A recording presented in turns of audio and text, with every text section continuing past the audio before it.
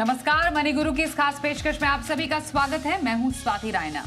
अक्टूबर में एसआईपी निवेश ने एक बार फिर से रिकॉर्ड बनाया है। बढ़ते ग्राफ को बरकरार रखते हुए एसआईपी से निवेश 29,529 करोड़ पहुंच चुका है।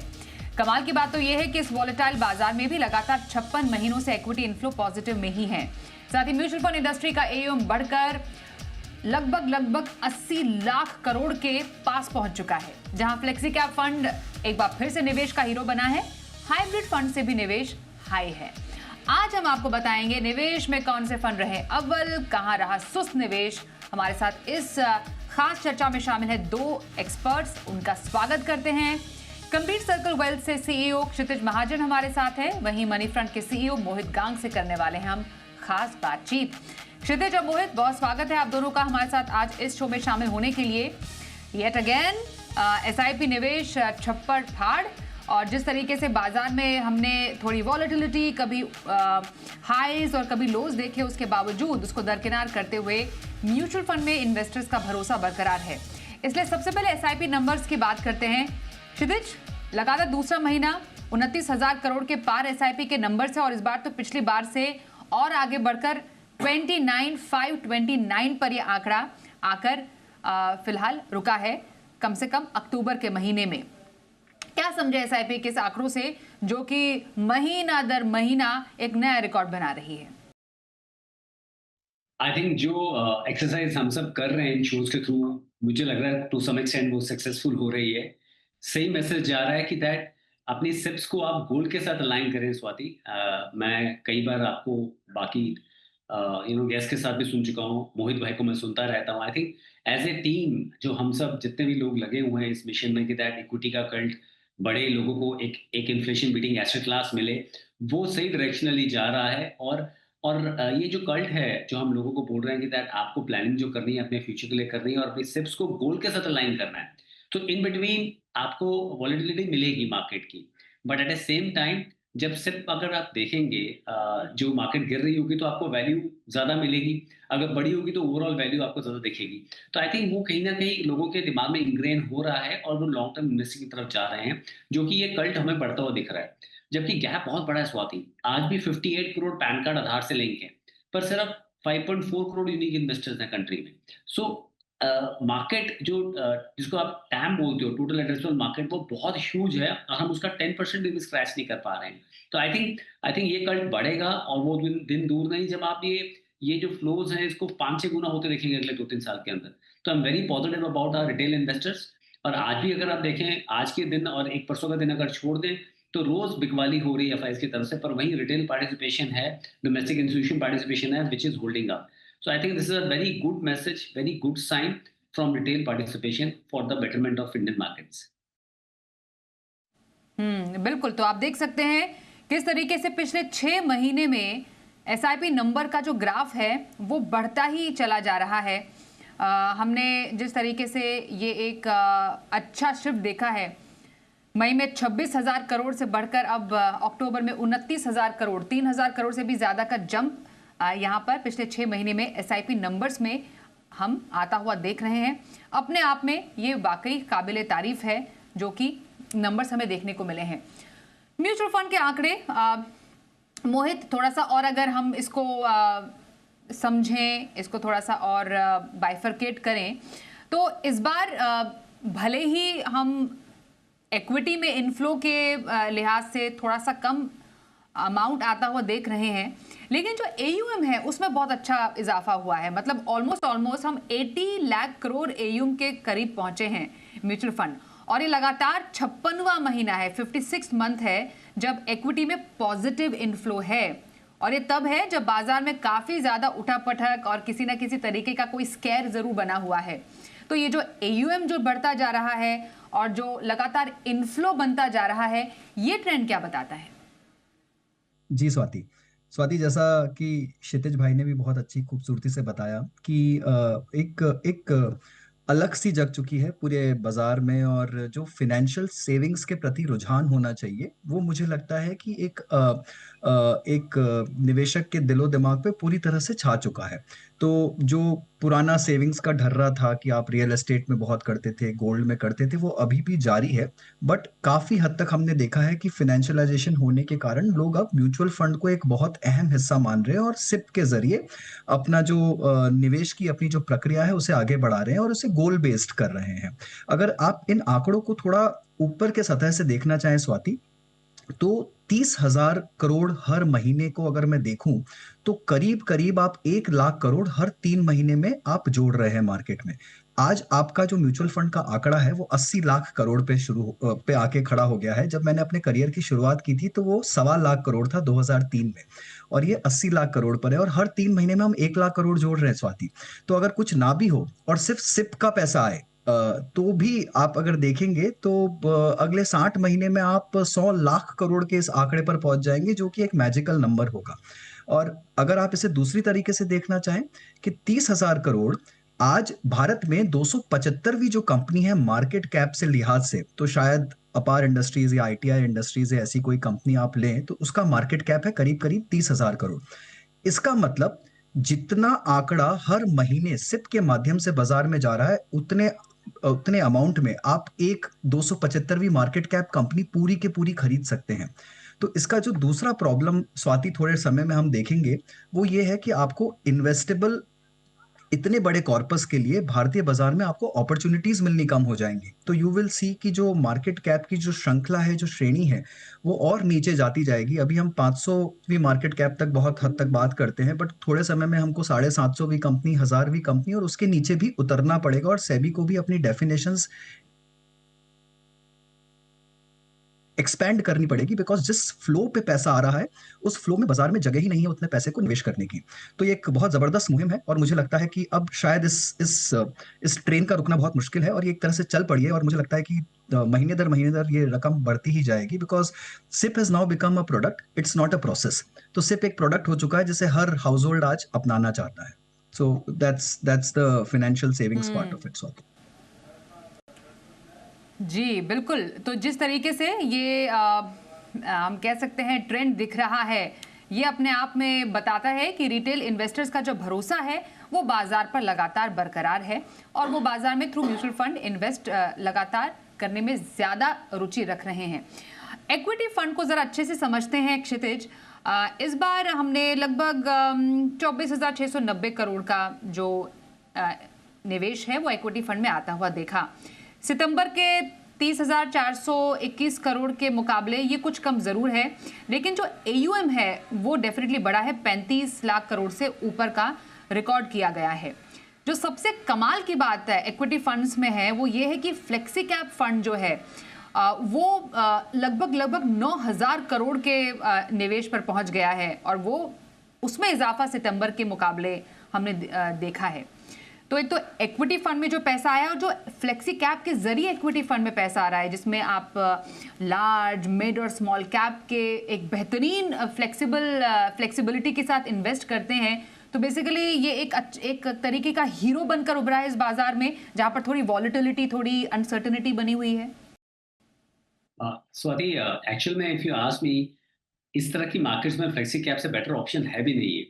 और I am actually very happy that काफ़ी लोग पिछले 3-4 साल का स्मॉल और मिड कैप का जो रिटर्न देख के उसमें जो 1 साल से कर रहे थे इन्वेस्ट, वहाँ पे थोड़ा सी गिरावट आई है, और फ्लेक्सी कैप में इन्वेस्टमेंट ज़्यादा आ रही है। In fact beauty of flexi cap is कि फंड मैनेजर के पास फ्लेक्सिबिलिटी है कि वो स्मॉल कैप करना चाहता है, मिड कैप करना चाहता है, कितना लार्ज कैप करना चाहता है, उसके बाद पूरी फ्लेक्सिबिलिटी है यहाँ पे। और लेट्स से इस मार्केट में जहाँ पे वैल्यूएशन स्मॉल कैप में बहुत ज़्यादा स्ट्रेस्ड है और फिर मिड कैप में स्ट्रेस्ड है और लार्ज कैप में थोड़ी स्ट्रेस्ड है पर उतनी नहीं है, तो वो लार्ज कैप ओरिएंटेड पोर्टफोलियो भी चलाया जा सकता है। साथ में आप फॉरेन एलोकेशन भी ले सकते हैं, कुछ फंड्स में ऐसा है।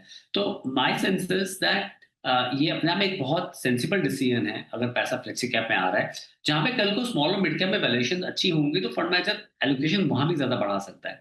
नॉट दैट कि आज उसको मिनिमम एक एलोकेशन वहां लेनी है। आई थिंक वो इस मार्केट के लिए सही भी है, और कहीं ना कहीं मुझे लगता है कि थोड़ा सा इवॉल्व हुई है मार्केट, हमारे इन्वेस्टर्स काफी जागरूक हुए हैं, तो वो काफी हद तक जो अपना मेजर एलोकेशन है वो फ्लेक्सी कैप फंड के थ्रू रूट कर रहे हैं, चाहे वो लमसम है या सिर्फ का एलोकेशन है। लमसम में तो मैंने अपने एंड पे भी देखा था बहुत क्लाइंट्स आज की डेट में फ्लेक्सी कैप रूट ही लेना चाहते हैं एसटीपी के लिए। तो आई थिंक कहीं ना कहीं एक एक राइट बिहेवियर डिफाइन हो रहा है इन्वेस्टिंग का, और उसके कारण यहाँ पे एलोकेशन जो आपने बोला 9,000 करोड़ अपने आप में एक सुपरस्टार इमर्ज करके आया, जहाँ पे इक्विटी में पैसा अदरवाइज आना मुश्किल है because markets have been stagnant only. तो ये it's a very good positive sign. तो बिल्कुल। तो देखिए, आप फ्लेक्सी कैप में लगभग 9,000 करोड़ का इन्वेस्टमेंट अक्टूबर में है। मिड कैप में हालांकि कम हुआ है, 5,000 करोड़ से घटकर 3,800 करोड़ तक आया है। स्मॉल कैप पर नजर डालें तो यहाँ पर भी लगभग 4,362 करोड़ से घटकर 3,476 करोड़ तक का इन्वेस्टमेंट अक्टूबर में देखने को मिला है। लार्ज एंड मिड कैप में जहां सितंबर में 3,800 करोड़ तक का इन्वेस्टमेंट था, वहां पर 3,177 करोड़ का इन्वेस्टमेंट आया है। मल्टी कैप में घटा है, लगभग 3,600 करोड़ का निवेश हमने सितंबर में आते देखा था। मल्टी कैप में 2,500 का आया है इन्वेस्टमेंट। पर मोहित, 2,320 तक करोड़ का सितंबर में जो लार्ज कैप में निवेश आया था वो काफी ज्यादा घटा है, मतलब 3 डिजिट में रह गया। 971 करोड़ का जो इन्वेस्टमेंट है वो अक्टूबर में हमें देखने को मिला है। लार्ज कैप में ये क्या हो रहा है, जरा समझाएंगे आखिरकार लार्ज कैप से में इन्वेस्टमेंट कम क्यों हुआ है अक्टूबर में, क्या वजह हो सकती है इसकी? जी स्वाति देखिए, इंक्रीमेंटली बाजार में थोड़ा सा ट्रेंड दिख रहा है जहां पर निवेशकों को लग रहा है कि लार्ज कैप कैटेगरी में वो काफी हद तक दो तीन चीजें हो रही है। सबसे पहला तो बहुत ज्यादा एयूएम पैसिव और ईटीएफ्स में जा रहा है, तो वहां पर थोड़ा सा मूवमेंट हो रहा है। काफी सारे जो नए एसआईपी बुक हो रहे हैं स्वाति, वो multi asset, multi cap, mid small cap categories में हो रहे हैं। लार्ज कैप कैटेगरी में because of a slightly somber performance I would say for last few years, जो परफॉर्मेंस रही है वो कोई इतनी ग्रेट नहीं रही है, और जो एक्टिव फंड्स है वो भी बहुत कंसिस्टेंटली बेंचमार्क को बीट नहीं कर पाए हैं, और benchmark in itself hasn't done great. तो यहाँ पर थोड़ा सा एक डिसएंचेंटमेंट सा मैं कहूंगा जो हम भी देख रहे हैं कि निवेशक लार्ज कैप की बजाय फ्लेक्सी कैप को ज्यादा प्रेफर कर रहे हैं। उसका ये कारण ये भी है कि फ्लेक्सी कैप कैटेगरी अगर आप देखें तो वो एक तरह से स्यूडो लार्ज कैप ही है। उसमें करीब 70% तक जितने भी अच्छे बड़े फ्लेक्सी कैप फंड है, सब में करीब 70% तक लार्ज कैप एलोकेशन ही है, ये 65 से 70 के आसपास। तो आप एक प्योर लार्ज कैप के बजाय आजकल जो निवेशक है वो एक फ्लेक्सी कैप में जाना ज्यादा पसंद कर रहे हैं, तो थोड़ा सा मैं कहूंगा लार्ज कैप की तरफ रुझान कम हुआ है। हालांकि as advisors, as personal finance people, हम लोग हमेशा से कहते आए हैं कि लार्ज कैप हमेशा से लार्ज कैप ही रहेगा, वो एक धुरी है, आपका फाउंडेशन है, और फाउंडेशन स्टोन के साथ ज्यादा छेड़छाड़ नहीं करनी चाहिए, उसे हमेशा वहीं पर बनाए रखना चाहिए और उसी एलोकेशन के साथ में उसे कायम रखना चाहिए। तो आपके माध्यम से मेरी अभी भी यही गुजारिश रहेगी कि जो लार्ज कैप एलोकेशन है, जो ब्लू चिप एलोकेशन है पोर्टफोलियो का, वो हमेशा बनाए रखना चाहिए। कभी भी बहुत खराब मार्केट साइकिल में यही एलोकेशन है जो आपके आगे चलकर काम भी आएगा। दूसरी कैटेगरीज मिड स्मॉल मल्टी, यहाँ पर थोड़ा थोड़ा रुझान कम हुआ है, कुछ हद तक शायद निवेशकों की परिपक्वता को भी दिखाता है कि जैसे ही बाजार का रुख थोड़ा चेंज हो रहा है, आप देखेंगे कि मल्टी एसेट या हाइब्रिड की तरफ एलोकेशन ज्यादा बढ़ रहे हैं। फ्लेक्सी कैप में भी मेरा मानना यह है कि एलोकेशन एक तरह से स्टैटिक ही रहा है। जो एडिशनल एलोकेशन आया है लास्ट मंथ, वो दो बड़े एनएफओस के कारण आया है। जियो का फ्लेक्सी कैप फंड का जो एनएफओ था, उसने करीब करीब 1200-1400 करोड़ इकट्ठा किया, तो मार्केट में जो थोड़ा सा उछाल हम देख रहे हैं नंबर में, वो दो एनएफओस के कारण ज्यादा है। बट ओवरऑल सारी कैटेगरीज में थोड़ा सा टोन डाउन हुआ है, और हाइब्रिड्स में थोड़ा सा रुझान बढ़ा है मार्केट के उठापटक को देखते हुए, मैं कहूंगा। तो ये हमने समझा कि आखिरकार इक्विटी फंड्स में क्या चल रहा है, और फ्लेक्सी कैप फंड में जबरदस्त इन्वेस्टमेंट आता हुआ हमने देखा है अक्टूबर के महीने में। डेट फंड की तरफ बढ़ते हैं। जो ट्रेंड हमें देखने को मिला क्षितिज, अक्टूबर में डेट फंड का इस बार अच्छा पैसा आया है। जिस तरीके से हमने लगभग 1 लाख करोड़ का आउटफ्लो देखा था, मतलब इतना पैसा निकला था डेट कैटेगरी से, उससे भी ज्यादा लगभग 1,60,000 करोड़ का निवेश इस बार डेट फंड में आया है। और जो एयूएम है वो भी लगभग 19 लाख करोड़ से बढ़कर हमने डेट फंड में अक्टूबर में आता हुआ देखा है। लिक्विड और ओवरनाइट फंड, यहाँ पर ज्यादा जो निवेशक है पैसा रख रहे हैं। क्या वजह आपको लग रही है इतना लिक्विड जो इन्वेस्टर्स पैसा रख रहे हैं बाजार में, उसके पीछे की?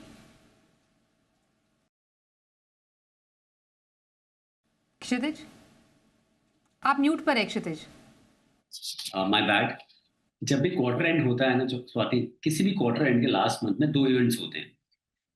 एक तो जितने भी बैंक्स की ट्रेजरीज हैं, वहाँ से पैसा और कहीं पीएसयू की ट्रेजरी से पैसा निकलता है और वो बुक में आता है, मतलब वो अपनी अपनी बैंक बुक में या अपनी अपनी ट्रेजरी बुक में दिखाते हैं। दूसरा, एडवांस टैक्स, सितंबर में एडवांस टैक्स के कारण भी काफ़ी पैसा निकला जो इन्वेस्टेड था। तो ये जो जो पैसा आपका बुक होता है, एक तो वो अक्टूबर के मंथ में वापस आता है। इसलिए भी आप देखिए, सितंबर हो या दिसंबर हो या जून हो, नॉर्मली आप देखेंगे ये ट्रेंड आपको हर क्वार्टर एंड के मंथ में दिखेगा, जहाँ पे लिक्विड कैटेगरी या ओवरनाइट कैटेगरी से आपको रिडम्पशंस दिखेंगे, हैवी रिडम्पशंस दिखेंगे। तो वही पैसा आपका वापस नेक्स्ट मंथ में आता है। एक तो वो कारण है। दूसरा, ऑब्वियसली जो इक्विटी के भी काफी प्लेयर हैं, दे कीपिंग सम पाउडर ड्राई, तो वहां पे भी हमने देखा है म्यूचुअल फंड हाउसेस का भी थोड़ा बहुत एलोकेशन लिक्विड की तरफ बढ़ा है, क्योंकि 65% बेयर में उन्हें इक्विटी में रखना पड़ता है, बाकी का वो डिफरेंट एसेट क्लासेस में रख सकते हैं। But mutual funds, equity mutual funds का भी एलोकेशन थोड़ा बड़ा है, कि वो भी अपॉर्चुनिटी देख रहे हैं कि कहीं और अपॉर्चुनिटी मिले तो थोड़ा पैसा वहाँ डिप्लॉय करें। तीसरा, जो इंडिविजुअल्स हैं, they are also keeping some powder dry. वहाँ पे भी हमने देखा है कि काफ़ी पैसा स्टैगर्ड मैनर में ज़्यादा जा रहा है। जो पहले आप देखिए 6 हफ्ते की, 8 हफ्ते की एसटीपी होती थी, और वो 10, 12, 14 हफ्ते की हो रही है। तो हर बंदा थोड़ा-सा लिक्विड अपने पास रख रहा है थ्रू लिक्विड स्ट्रैटेजी, जहाँ पे जब भी अपॉर्चुनिटी मिले वो उसे डिप्लॉय कर सके। तो ये 3-4 इवेंट्स हैं जिस कारण से हमने देखा है कि पैसा अक्टूबर के मंथ में इस कैटेगरी में रुझान जो है ज़्यादा रहा है इस कैटेगरी में। तो ये डेट फंड का ट्रेंड हमने देखा अक्टूबर के महीने का, पर हाइब्रिड फंड में इन्वेस्टमेंट का ट्रेंड कैसा रहा है? साथ ही इस बार गोल्ड ईटीएफ में, गोल्ड की आसमान छूती कीमतों के बीच गोल्ड ईटीएफ में किस तरीके का इन्वेस्टमेंट निवेशकों ने किया है, और हमारे आज के एक्सपर्ट्स के पसंदीदा फंड्स भी जानेंगे, बस एक छोटे से ब्रेक के बाद। देखते रहिए मनी गुरु।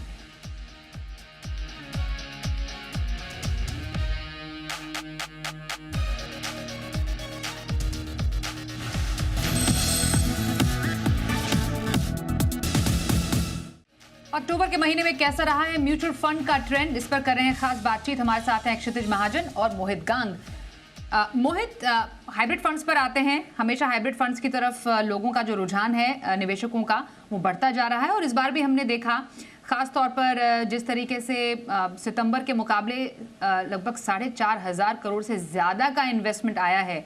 14,156 करोड़ रुपए हाइब्रिड फंड्स में ही आए हैं।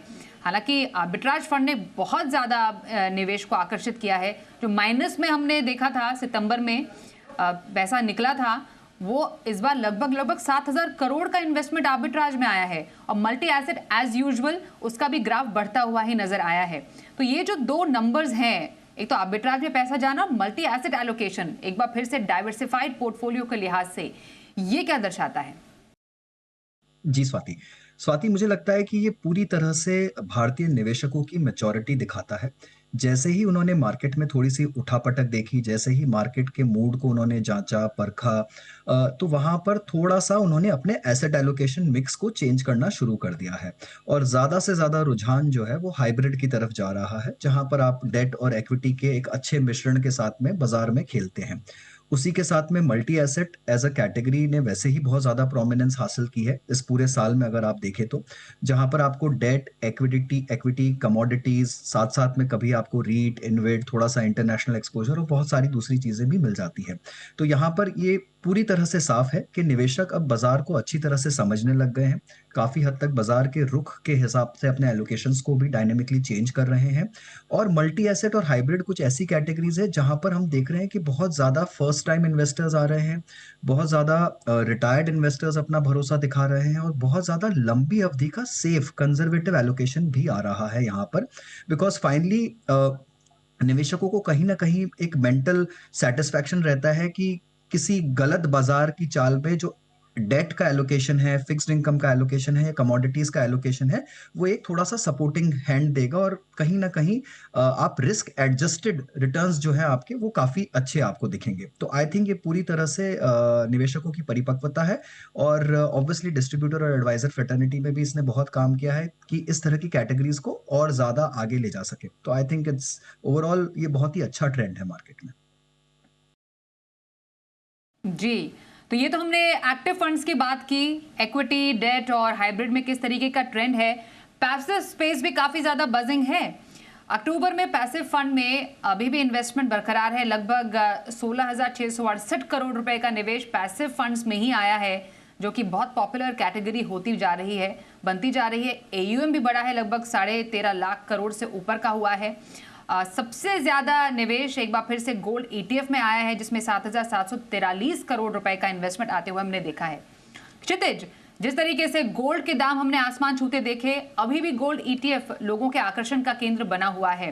जिस तरीके से गोल्ड ईटीएफ एक बार फिर से पसंदीदा ऑप्शन बनकर उभरा है, क्या ये एक ऐसा एक ऑप्शन है जो कि आगे भी ऐसा ही ट्रेंड दिखाता रहेगा? स्वाति, आई थिंक अगर आप गोल्ड की बात करते हैं और हर जगह बोला जा रहा है सबको कि 5-7% आपको गोल्ड का एलोकेशन लेना ही चाहिए अपने ओवरऑल लिक्विड एसेट में से, तो I think that's a right way of looking at it. काफी लोग सिप कर रहे हैं, काफी लोग उसे लमसम की एज ए ऑप्शन में ले रहे हैं। आप देखिए ना, अभी पीछे फ्रॉम द पीक ऑफ जो भी 113 लाख पर 10 ग्राम्स के हिसाब से प्राइसेस, उससे प्राइस करेक्ट हुए, तो काफी लोग वो वेटिंग ऑन द साइडलाइंस कि हमारी ये रैली मिस हुई है, तो वो हमें लोग वापस आते दिखे हैं। आई थिंक जब आप एसेट लोकेशन ठीक करते हैं तो उसमें गोल्ड 5-7% आता ही है। तो जहां जहां लोगों के पास मिस अपॉर्चुनिटी है, उनको क्लियर लग रहा है कि इससे अच्छा टूल हो नहीं सकता गोल्ड बाय करने का, तो gold ETF as well as gold fund of fund, दोनों में पैसा बहुत ज्यादा आ रहा है। और मुझे लग रहा है ये एज एसेट क्लास आगे भी उतना ही पॉपुलर रहने वाला है। हमारे यहाँ नॉट ओनली इन्वेस्टमेंट, इसका बहुत बहुत बड़ा अदरवाइज ऑल्सो महत्वता है, रिलीजियस महत्वता है, ऑर्नामेंटल महत्वता है। तो आई थिंक गोल्ड का शाइन पोर्टफोलियो में तो दिखने वाला है। बाकी markets will tell how gold prices will behave, but yes it's a very positive sign that लोग डाइवर्सिफाई कर रहे हैं अपने पोर्टफोलियो को, वो सब चीजें इक्विटी में नहीं रख रहे हैं, वो गोल्ड और फिक्स इनकम के थ्रू बैलेंस आउट कर रहे हैं।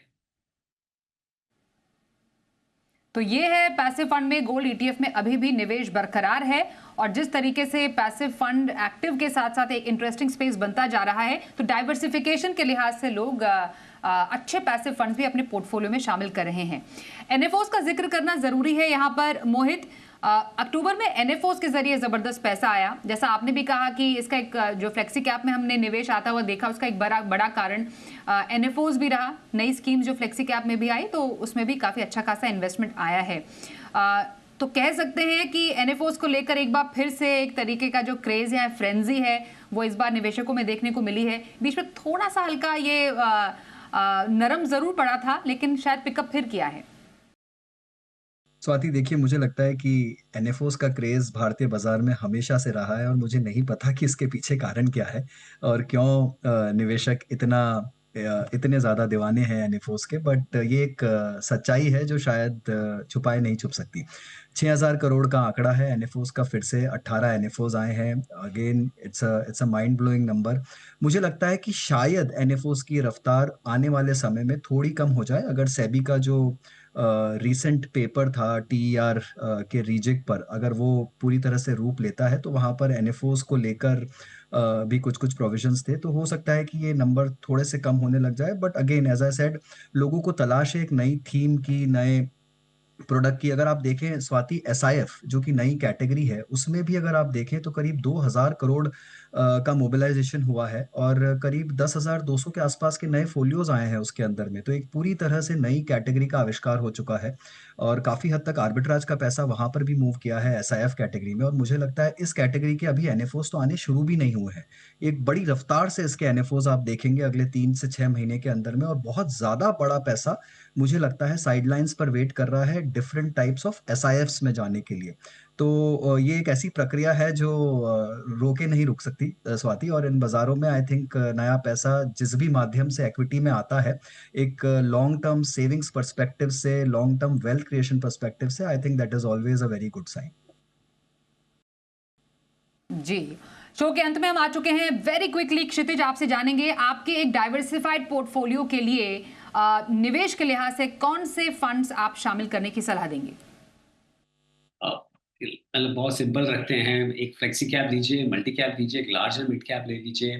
बैलेंस एडवांटेज फंड है, आप उसमें इन्वेस्ट कर सकते हैं। फिक्स इनकम के लिए आई थिंक जीसेक, क्योंकि जो रेट कट हुआ था उसका इम्पैक्ट नहीं आया है अभी तक, तो जीसेक में आप ले सकते हैं। और डायनामिक बॉन्ड फंड लीजिए, जहाँ फ्लेक्सिबिलिटी फंड मैनेजर के हाथ में है कि वो ड्यूरेशन लंबा जाना चाहता है, छोटा जाना चाहता है। और अगर आप गोल्ड पार्टिसिपेट सीधा नहीं करना चाहते तो मल्टी एसेट फंड ले लीजिए। सो आई थिंक एक 5-6 फंड का अच्छा पोर्टफोलियो बना के चलिए एंड उसमें सिप करते रहिए। तो multi asset fund, multi cap fund, flexi cap, थोड़ा डेट के लिए आप जीसेक फंड्स भी ले सकते हैं, dynamic bond fund, balance advantage fund, एक बैलेंस के लिए बिटवीन इक्विटी एंड डेट। ये आपके लिए एक बहुत ही बैलेंस और डाइवर्सिफाइड पोर्टफोलियो की पसंदीदा फंड्स हैं। मोहित, आपके पसंदीदा फंड्स कौन से रहेंगे? जी स्वाति, दो पैसिव चॉइसेस एक्विटी में, हमेशा पैसिव मुझे बहुत अच्छा लगता है। Pru ICICI Nifty next 50 index fund and DSP mid cap 150 quality 50 index fund. दो active funds large and mid cap में Invesco and pure mid cap में ईडलवाइज, कोटक, आप कुछ भी ले सकते हैं।